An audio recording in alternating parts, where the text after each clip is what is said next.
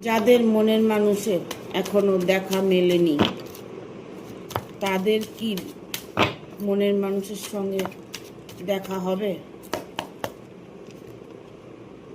হ্যাঁ, তোমার মনের মানুষ তোমার সঙ্গে সাক্ষাৎ হতে চলেছে। আর যে মানুষটি তোমার কাছে আসছে, সে মানুষটি অতি একজন খুব সুন্দর মানুষ। তার মনের দিক থেকে, শরীর অঙ্গভঙ্গির দিক থেকে, তার চেহারা ছবির দিক থেকে, সব দিক থেকে সে একটা খুব সুন্দর মানুষ।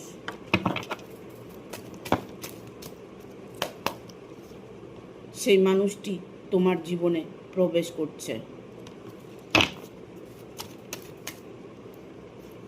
তোমার জীবনে তার সাথে দেখা হবার একটা সময় এসে গেছে।